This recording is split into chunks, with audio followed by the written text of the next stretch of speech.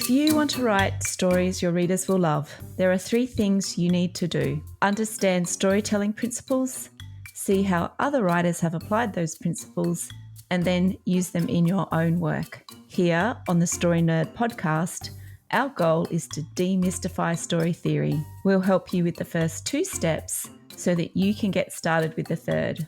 I'm Melanie Hill, writer, editor and poet, and I have a passion for spy stories, fairy tales and master detective novels. And I'm Valerie Francis. I'm a writer and literary editor, and I focus on stories by, for, and about women. On today's episode, Valerie pitched The Godfather Part 1 so that we can study empathy.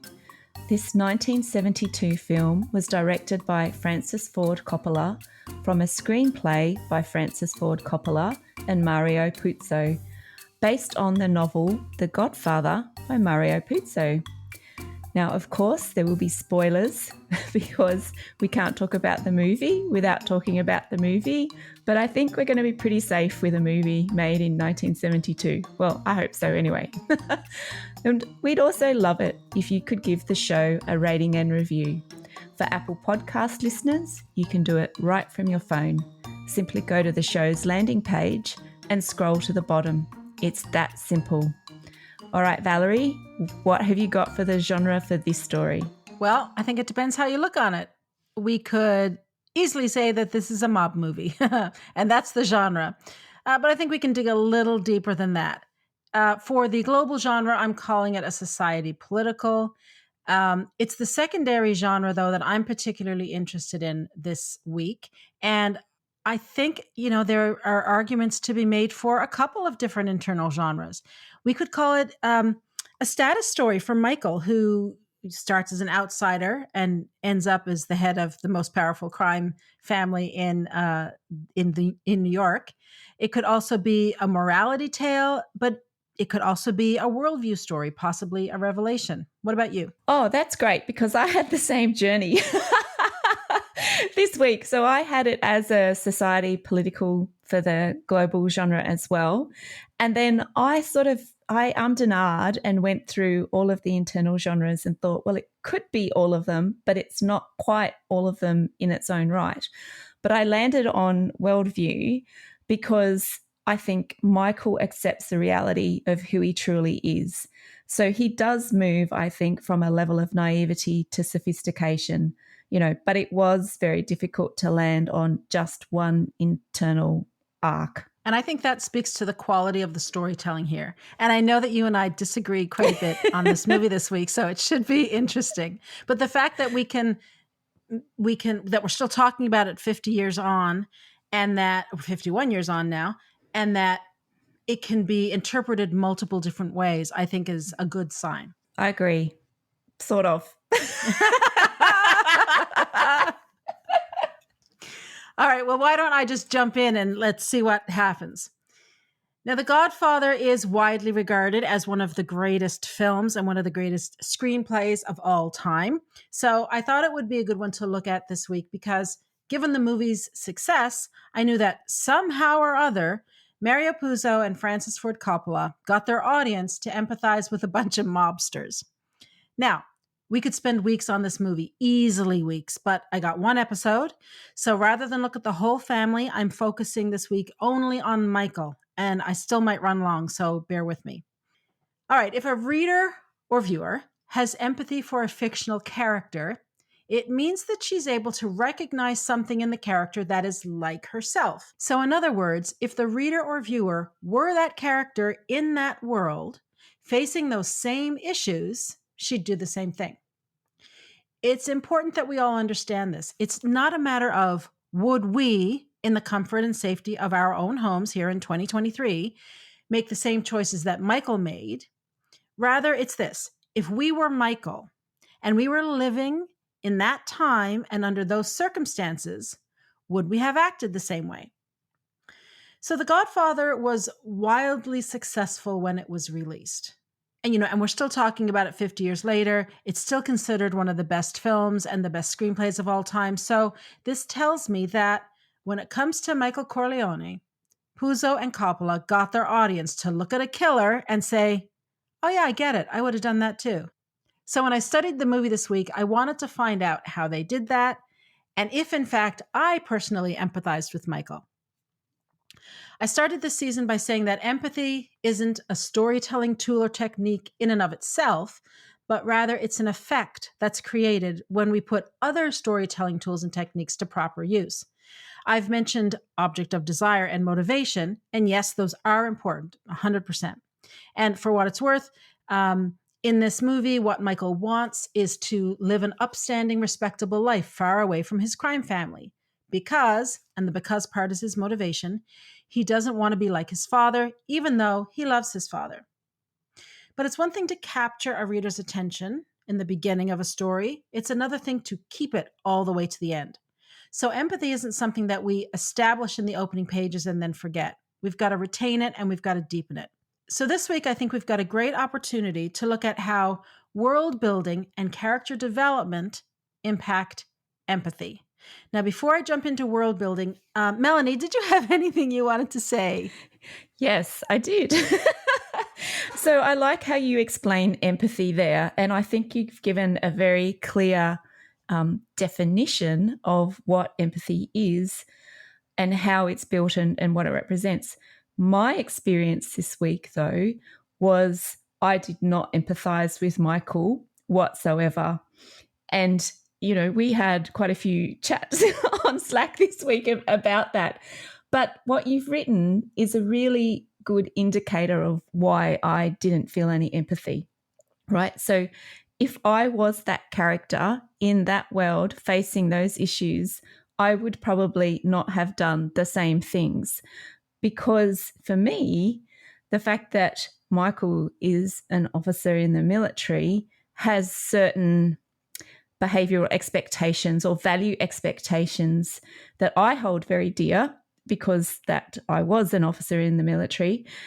And so transgressing over is something that I would not have done. And so therefore it made it very difficult for me to empathize with Michael. So it's good, right, that we have this contrast, and it might explain to people why the people who don't like this movie or don't relate to this movie, it might give them some insights into why. But it's also important because not everybody is always going to empathize with your characters as a writer. They're not going to feel the same way that you do. And I think that's okay. So that's, I'll stop there so you can go on to world building. Okay, so world building. When we think about it, here's what we usually think about. You know, we talk about political systems in a fictional world, or the infrastructure, or magical systems, if that's applicable. We think about what the characters wear and all that kind of stuff. And yes, these are things that are part of world building. Absolutely. But what I don't hear people talking about, and what I don't see mentioned in articles and advice about world building, is that the world is an environment that the character exists within. Therefore, that environment has an impact on who that character is, just as the environment that we live in shapes and forms who we are. The environment that the character lives in shapes and forms who he is. So, what environment does Michael live in? What environment has he grown up in? Well, to put it very simply, he has lived his entire life in a kill or be killed world. It's a ruthless criminal world where innocence is destroyed and compassion is a weakness that will get you killed. There are only 3 innocent characters in this movie, and obviously I'm excluding all the children. And those 3 characters are the Undertaker's daughter, Apollonia, and Kay. The Undertaker's daughter is gang raped. Apollonia is blown to bits in a car bomb. And Kay is trapped in a violent world of crime, and her kids are trapped there too. Now, there are 2 characters who show compassion. Or perhaps a better way to put it is that they try to turn the other cheek. Or perhaps the best way we can put it is that they have chosen not to kill.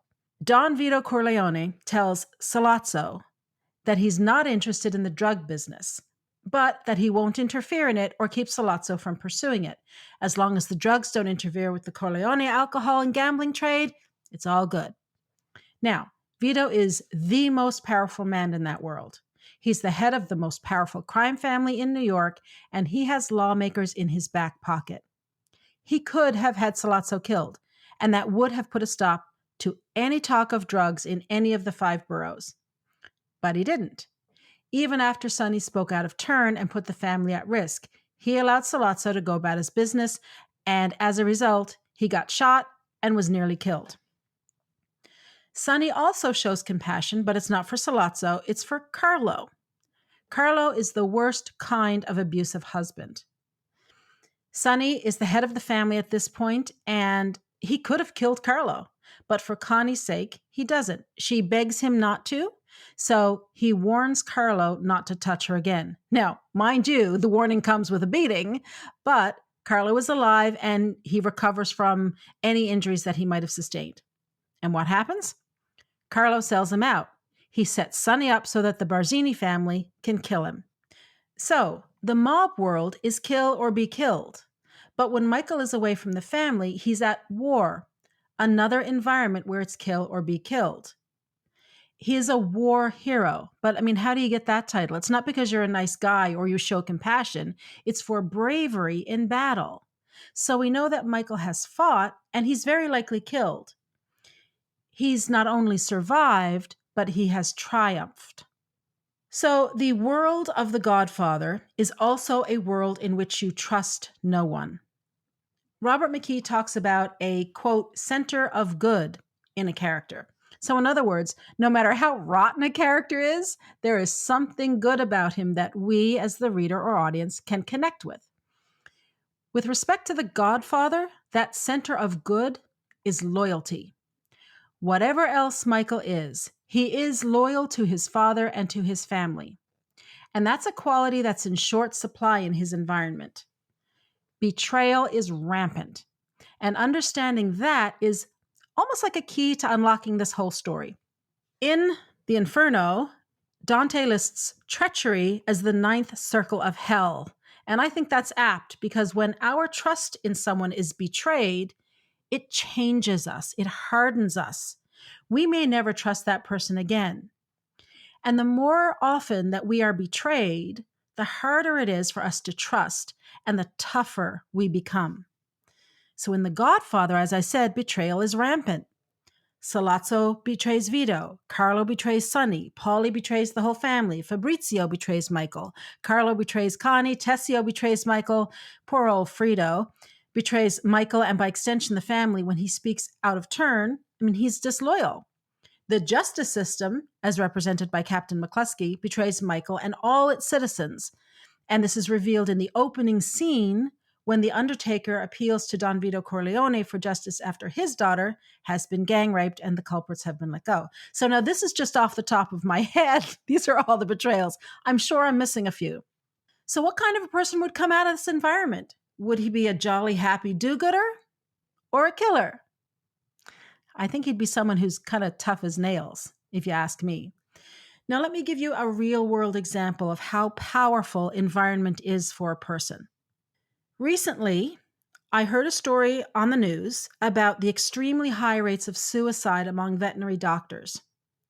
I have a friend who's a vet, so I asked her about it because honestly, I was having trouble wrapping my head around it.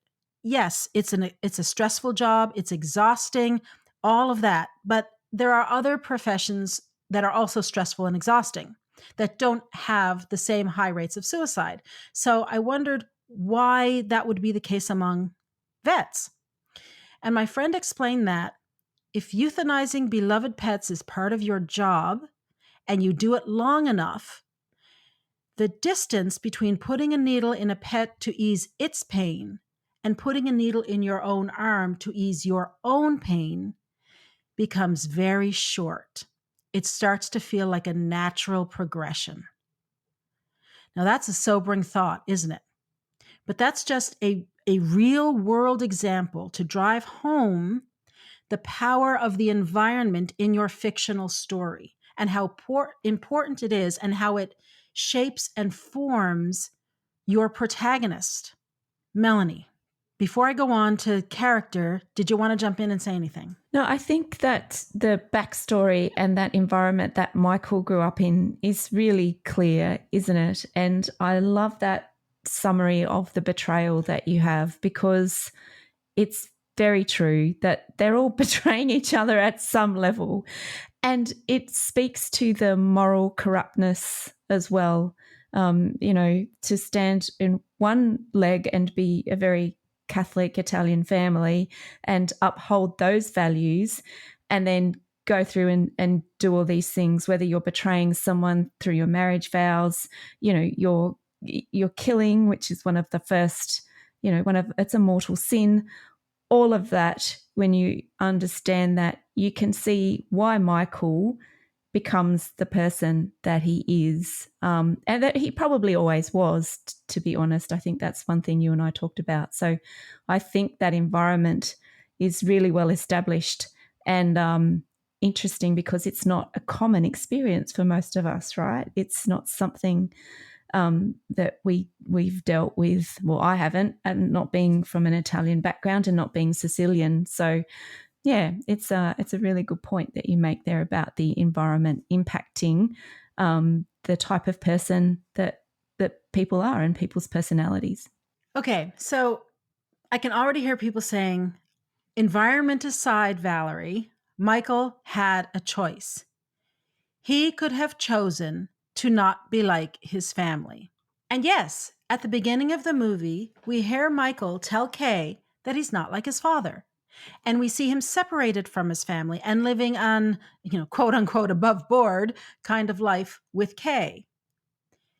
It's very easy to fall into the trap of thinking that Michael is an upstanding, heroic guy because he's been trying so very hard to be that guy. He really, truly does not want to be like his father. When Michael says he's not like the Don, I think he believes it to be true. But Melanie, I agree with you. This is the rub. It isn't true. Michael just doesn't realize it yet. Now, every writer I've ever spoken to, I honestly cannot think of one exception to this. Every writer says that they want to write a story with a strong character who has a big arc. I get so many questions about how to develop a character. And we tend to think of, character development as that meaning that a character changes from the beginning of the story to the end, that like there's somehow a totally different character. And that does happen sometimes, 100%. But more often what's happening is that the character is being revealed over the course of the story. So we are perceiving it as a change, but it's actually a revelation. Understanding this nuance requires an understanding of human nature. Most people are not who they are pretending to be. And if you don't believe me, just go hang out at Facebook for a while. In The Godfather, I don't think Michael changes at all. I think his true character, the man he really is, he authentically is revealed over the course of the movie. He is trying to be an upstanding citizen. He really is. But that's just not him. In the case of Michael Corleone, the respectable man he is with Kay is who he aspires to be. But the world he lives in will not let him be that man. And in the end, the person he truly is comes to the surface. He is exactly like his father. And in the end, that true self shines through. The same thing happens with Walter White, by the way. The difference is that in Breaking Bad, we see the shift happen incrementally over a much longer period of time. It's 100 hours or however long that series is. The Godfather is only a 3-hour film. Okay, so if this is the case, how does Michael's true self emerge? Well, true character, is revealed through action under pressure. So when you're in a sticky situation and you're really feeling the heat, what you do in that moment tells the world who you really are. Again, here's a real world example just to drive the point home. It's easy to say that you're a writer, but when you get educated, informed feedback that your manuscript does not work and that you need a page 1 rewrite, Your action in that moment will telegraph to the world whether you really are a writer or whether you're just pretending to be.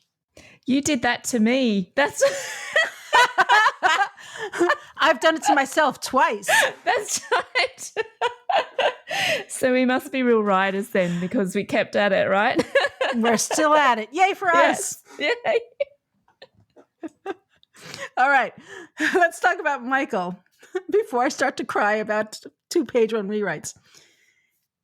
How is Michael's true character revealed? How does he go from being an upstanding citizen at the beginning of the movie to a mafia don at the end? Now, I'm actually developing a webinar on character development and character revelation, and I'll be looking at this topic in greater detail next season. So this will give you a little preview of what's to come. And if you're interested in hearing about when the webinar is available, go to valeriefrancis.ca/webinars and sign up. And I'll send you an email when it's up and running. All right. So in the opening of the movie, Michael is presented as a war hero. He's Vito's pride and joy. The cop says he's a good guy and all that kind of stuff. He is educated. He lives apart from the family. He's in a relationship with Kay, who is just lovely. She even works with children. He tells Kay that his father is a bad guy, but that he's nothing like his father. He says, "That's my father, Kay. That's not me." In other words, he's saying he can't help the family that he was born into. And that is true. He can't. But he doesn't yet fully understand the significance of this. Okay, so this establishes the starting point for Michael. He believes it to be true, so by extension, we, the audience, also believe it to be true. But then his father is shot. Now, the one thing that is true throughout the entire film is that Michael loves his father. He says he doesn't want to be like him, but he does love him. So naturally, when Vito is shot, he's concerned. Naturally, he wants to return to his family. This is what a good guy would do, right? It's also what he's been raised to do. Vito has a line early in the movie. He says, "A man who doesn't spend time with his family can never be a real man." So this is the belief of the father, the man Michael loves and looks up to. This is a key part of the environment Michael has grown up in. Family is everything. But not only does he return to his family, he also abandons Kay. And Kay is the influence of good in his life. When Michael goes to the hospital to visit his father, he discovers that the police, who have been stationed there to protect Vito, are not there. It's a turning point that leads to a crisis. In other words, Michael's action in this moment reveals who he is. So what does he do? Well, he puts himself in harm's way to protect his father, and we would expect nothing else from Michael at this point in the story. Now, a few minutes later, McCluskey shows up, and it's another turning point for Michael, a huge one, in fact. Up to this point, Michael has believed in honesty and fairness and justice. That's what his wartime service was about. That's what his life with Kay was about. But when McCluskey breaks his jaw, even though the cop reminds him that Michael is a good guy, Michael understands that there is no justice in this world, in this fictional world. We, the audience, already knew that from the opening scene when there was no justice for an innocent teenager who was gang raped. So this is like a switch getting flipped in Michael's head. When he's under pressure here, what does he do? Well, he suggests that they get McCluskey and Sollozzo in a room so that he can kill them both. If you're not paying close attention to the movie, this seems like an awfully strange, out-of-character suggestion. It seems like an overreaction, but it's not. Now, at one point this week, I'd begun to think that I was reading too much into the film and that maybe I was totally off base with my understanding of environment and how it shaped and formed Michael Corleone. After all, we don't see him as a child in this film. For all we know, he might have been angelic. He might have always been the good kid. We do know that Vito didn't want a life of crime for him, so maybe as his dad, he saw something in his son from a young age. So I decided to go into the novel, into Mario Puzo's book, to see if there might be a clue. And in this very scene in the novel, Sonny explicitly tells the reader who Michael is. After Michael proposes that he kill Sollozzo and McCluskey, Sonny says to Michael, and I'm going to eliminate the foul language here because this is a G-rated show. Here's what Sonny says. "But you're a Corleone after all, you son of a gun. And I was the only one who knew it. I have been sitting here waiting for you the last 3 days, ever since the old man got shot, waiting for you to crack out of that Ivy League war hero character you've been wearing. I've been waiting for you to become my right arm so we can kill those guys that are trying to destroy our father and our family. And all it took was a sock on the jaw. How do you like that?" And if this still doesn't convince you, think about the example of the vets I gave. Michael has grown up in an environment where murder is justice for murder. He was at war where he killed people. Now, not hand-to-hand combat, but still, his actions were very likely responsible for the deaths of enemy soldiers. As a result, Michael is desensitized to it. No one in the room is surprised that killing Sollozzo and McCluskey is the suggestion. But everyone except Sonny is surprised that Michael is the one who has suggested it because they've all seen him as the Ivy League kid, the good one, the civilian. Okay, so then we have Michael actually killing Sollozzo and McCluskey. And I'm not suggesting that pulling the trigger for Michael was easy. In fact, it wasn't. And we can see how hard it is just because Al Pacino is such a great actor and he gives a wonderful performance in that moment. Once the job is done, though, Michael goes to Sicily, and again he tries to live a good, upstanding life. Apollonia represents that life for him, and I think he could have stayed with her in Sicily. Although there is talk of a return to America, I don't get the sense that Michael intends to return to his family or a life of crime. So if or when he returns to America, it will be with Apollonia to live a respectable life. But yet again, the environment won't allow Michael to attain this object of desire. First, he hears that Sonny has been killed by Barzini's men. He knows his own life is at risk already. And then Fabrizio, who is Michael's bodyguard, plants a bomb in Michael's car because Barzini's men have gotten to him and paid him off. And the bomb goes off in the car, but it doesn't kill Michael. It kills Apollonia. And she is the second force of good in his life. Then he returns to America. And when he comes back, he's the head of the family. Now, he shouldn't be the head of the family at all. Sonny should be, but he's been killed. Frido is the second in line, but he's completely useless. I mean, so much so that his father, Vito, the Don, exiles him to Nevada. Because that's what it is. He's been exiled. That means Michael is forced to become the head of the family. Now, could he have turned it down? Well, technically, yes. I mean, that is a choice. He could have turned it down. But consider this. That's not who Michael is. He's been awarded for his bravery in battle. This isn't a man who cuts and runs when the battle is on. He's not a man who puts his own needs ahead of others. If he had been, he would have been a draft dodger or a conscientious objector or something like that. He would never have gone to war in the first place.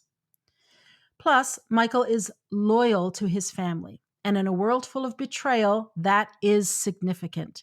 This is his center of good that the audience can connect with. Would you abandon your family when they needed you most? There are people who do that. And when we hear about it, certainly if we've experienced it, we think that the people who abandon us or abandon their families are cowardly and weak and disloyal. Now, whatever Michael is, he is never that. Even when he's trying to live a good life, he is brave and strong. He's a war hero. And he is loyal, first to Kay and then to Apollonia, and always loyal to his family. He's been raised by a man who believes that a real man is one who is with his family. And he also knows that there is no justice in this fictional world. If he doesn't step in as head of the family and take care of things, then more of his family members and his close ties will be murdered. Now, back in America, he reconnects with Kay. Poor old Kay. She still doesn't realize that Michael is just like his father. Michael knows it by now, and we know it. And we pray that she walks away from him. But he's charming and he's handsome, and he convinces her to marry him because he knows that in her eyes at least, he can be the man he'd always hoped he could be. That is until the very last frame of the film when Kay realizes that he's the new Don. And that is a chilling way to end a movie, boy. All right, so let me bring this all back to empathy now. I know it's a lot, but the question is, do we empathize with Michael? Now, Melanie, I know you don't, but I do. And here's why. Because when Michael's family needs him most, he's there. And because Michael cannot catch a break. He wants so badly to be a good man, but life will not allow him to be. And boy, haven't we all felt like that from time to time. We just can't catch a break. Now, you might be thinking that there's no way you could ever empathize with Michael because he's a killer. And he's probably a sociopath too. And I can understand, Melanie, why you say that and why someone else would say that. I totally get it. So, if I think about pulling a trigger, that's very difficult for me to consider that I would ever do that under any circumstances, even if my home and my family was being attacked. But consider this. I am certain that there are many Ukrainians who would have said the same thing not too long ago. When the enemy is at your doorstep and peaceful negotiation, which is what Vito tried to do, and compassion, which is what Sonny tried to do, have failed, and the enemy is unrelenting and attacking, and there is no justice in the world, what choice would you, and did Michael, have left? So empathy means like me. It's not a question of whether the fictional character in her world is like you in your current reality. Although, honestly, depending on the story, it could be. The fictional character's circumstances could very well be a mirror of your own. Like me means this.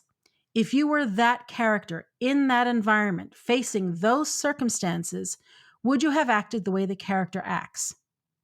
Can you understand on an emotional level why the character does what he does?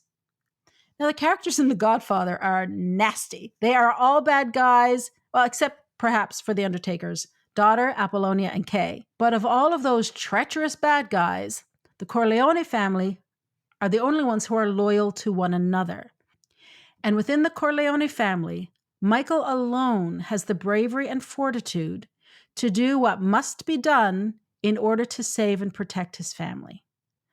All right, Melanie, I've been talking long enough.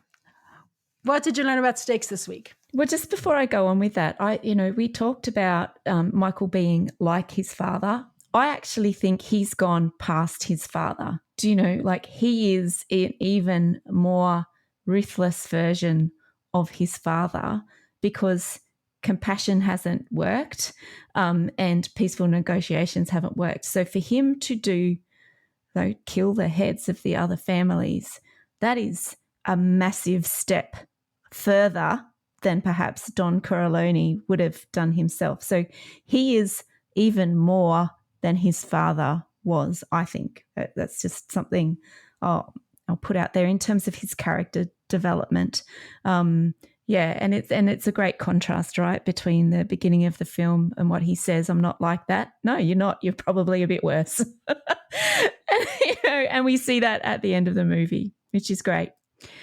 So I have really stayed focused on the stakes of this movie this week, and I've honed in on this topic.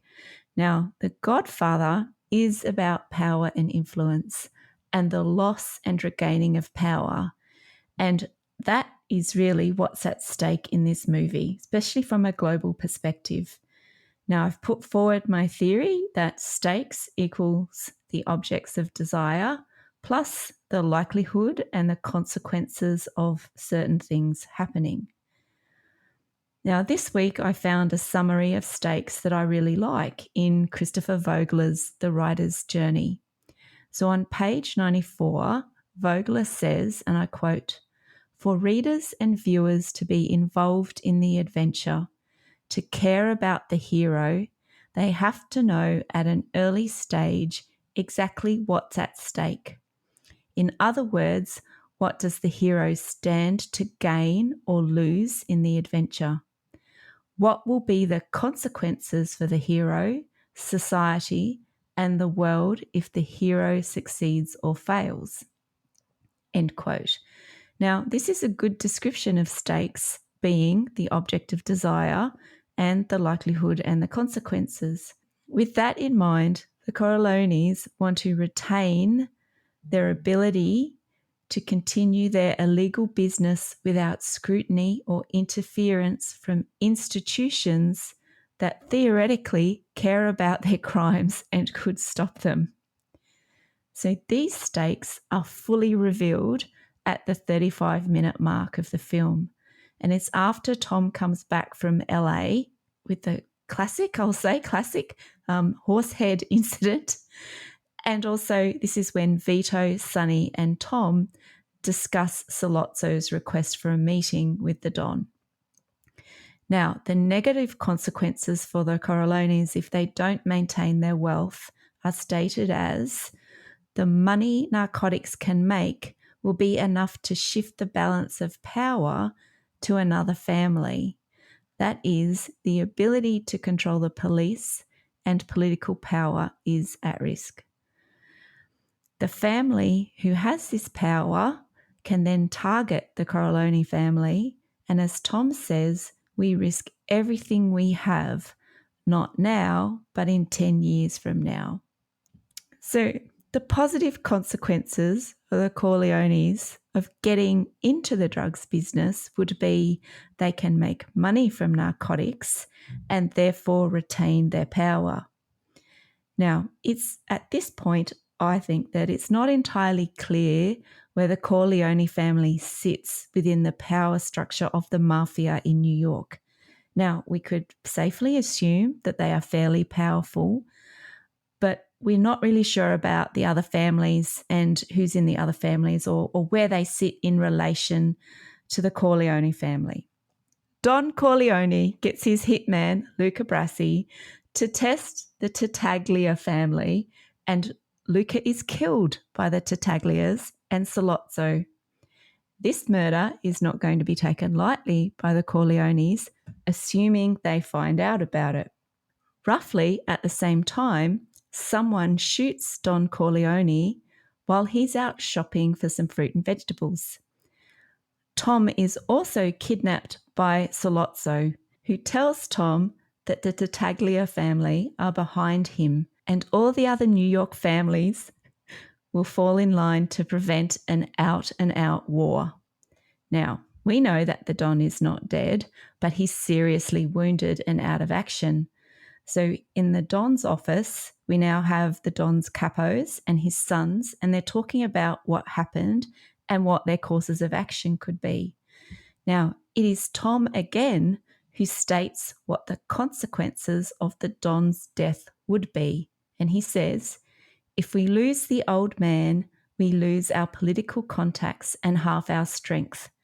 The other New York families might wind up supporting Sollozzo just to avoid a long destructive war. And end quote. And he advises Sonny to make a deal with Sollozzo. So, and then of course the message about Luca swimming with the fishes arrives. So the stakes have really changed at this point, or the threat to the stakes have really changed at this point. It is at this point that the Corleones' objects of desire start to change from staying in power to minimizing the loss of their power. Now, the consequences and the likelihood of their worst outcome, which is loss of power, have changed. With the Don being injured and Sonny being the 2IC, the Corleones are weakened. They have lost some of their power and they could now be forced to make the deal the Don didn't want to. Now, that deal, just as a recap, is Sollozzo wanted $1 million investment for a 30% return, plus access to the political influence that Don Corleone owns. Now, the other interesting possible addition to the consequence options in the stakes equation is Sollozzo's threat of an all-out war, which Tom also reiterates when he kindly outlines the changes to the stakes for us. And that's a good thing. I'm not saying that's a bad thing in case you thought that I was saying that's a bad thing. It's not. I actually think it's good to have someone like Tom there to reiterate what's actually at stake. So the likelihood then of the Corleones losing power has also increased. Tom was kidnapped, Luca was easily disposed of, and the Don was easily shot in the streets. So this is not a family who can protect itself like it used to. And again, this is reiterated in the scene where Michael goes to the hospital to visit his father. The guards have gone, again highlighting the reduced influence of the Corleone family, and the growing influence of other families. Now, we probably think it's the Tartaglias at this stage, but it's revealed who's actually behind it a bit later on. But anyway, so the stakes, so the power and influence have been impacted by the events in the story. And it's this change in the stakes that really compel Michael to act to remove the threat that Sollozzo poses to the family and also to send a message to the other families. However, it sets in motion a formal lockdown on organised crime, as well as starts the war that everybody seemingly wanted to avoid. So thus, the risk to the Corleones' object of desire has been realised, and therefore the stakes have been lost. And just out of interest, this is pretty much right in the middle of the movie. I was checking the time of it, and it is pretty much smack bang in the centre of the movie. So that is fascinating if you think about all the work that we've done before in terms of sequencing, in terms of major events. This is really powerful stuff, and probably a good example of why you want that all is lost moment right there in the centre of your story. Now, Tom reiterates how much the Corleones have lost as a result of the war. And at this stage, I'm really starting to see that Tom is the herald of the stakes throughout this story. And that makes sense, right? Because he's in charge of the business side of the family's operations. So it makes sense that he performs this role for the family, but also informs the audience of what it is that's happening to their business and really the source of their power. So the movie then shifts its focus onto Michael. Now, he's already in a type of purgatory in Sicily. And so it's here that his personal stakes have also hit rock bottom. In the first half of the movie, his stakes are centered around remaining untarnished by the family business. His object of desire is to stay out of the family business and remain a civilian. And until the assassination attempt on his father, he's been pretty successful as that. But now, here's how I think what's at stake for Michael is linked to the family stakes. So the risk to Michael's object of desire is low while his family remain in their powerful position. So this gives him a certain type of freedom to choose an alternative life for himself. However, as soon as the family loses their stakes, Michael's object of desire changes totally. At the midpoint, what's at stake for Michael is his life. His object of desire is to return home to the US, but he can't because the likelihood of someone killing him is high and the consequences are catastrophic for him and the family. So as time goes on in Sicily, Michael loses some stakes there too. So he loses a life, not his life, but it's his wife, Apollonia, who dies. But it's a pretty close call for Michael. He was lucky to not be in the car when it blew up. It hits close to home, right? Now, when Michael returns to New York, the family has hit rock bottom. Sonny's death caused Vito to call a meeting with the other families to end the war. With this meeting, the power and the influence of the Corleones is at its lowest point. The stakes have changed for the family. So the Don's objects of desire have become maintaining a peace and keeping Michael safe. So the peace agreement has increased the likelihood of Michael staying alive. So it's a really interesting shift, I think, there. However, the stakes for Michael have also changed again. His object of desire is now revenge. And what's at stake for him is his soul. Now, this plays out in Michael's favour because he gets revenge. He exacts his revenge by taking the lives of the other Dons, and in doing so, he establishes himself as Don Corleone and head of the most powerful crime syndicate in New York. But in doing this, he has committed a mortal sin, or more mortal sins really, and he's pretty much damned himself to hell. Now, this may seem like a very melodramatic statement to make, but I think that's exactly what the message is and what the movie is telling us while Michael's nephew is being baptized and he's standing there. So this is a really key scene, and I think it's so clearly and very well done in this movie. There's the obvious role that Michael is taking on when he becomes the godfather of Connie's baby. As a godparent, though, your role is to be a spiritual mentor and a guide for your godchild. So that's pretty ironic. But Michael is also at that point becoming the godfather in the title of the movie. And as Valerie has already mentioned, he is taking on the role of his father. Now, baptism is also significant for another reason, or many reasons. So this is the first of the sacraments a person receives if they go into a Christian church. And it's symbolic because the pouring of water over the head represents the washing away of original sin. The parents and godparents are also asked to renounce sin, which is what you see Michael doing while his men are killing the heads of the other families.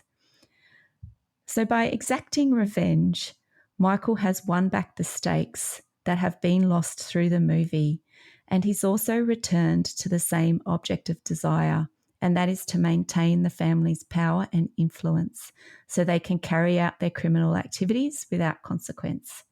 So we can see what a difference having global stakes as well as personal stakes in the movie makes, especially when compared to last week's movie where there wasn't really any stakes there to speak of.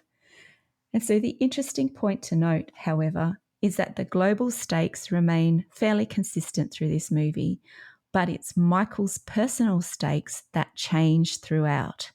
And at the end, Michael's personal stakes and the global story stakes align and they become one in the same. Now, I hope I've highlighted how changes in the objects of desire and the risks, so the consequences and likelihood, cause the stakes to be won or lost through a story. So that's my summary. So Valerie, what are the action steps for this week? Alrighty. I want you to consider the environment that your protagonist lives in. What's that world like, and how has it helped shape the main character of your story? Right, so that wraps it up for this week. Join us again next week when we discuss The Wife. To support the show, please leave us a rating and review and tell your writer friends about us. For access to writing templates and worksheets and more than 70 hours of training, subscribe to Valerie's Inner Circle by visiting valeriefrancis.ca/innercircle and follow her on Twitter and Instagram at Valerie_Francis. If you'd like to get my tips about books that can help you read like a writer, visit me on Facebook and Instagram under Melanie Hill Author, or find out more about me at melaniehill.com.au. And remember, story theory doesn't have to be difficult. It's a tool to help you write more, not less. So take it one step at a time and have fun.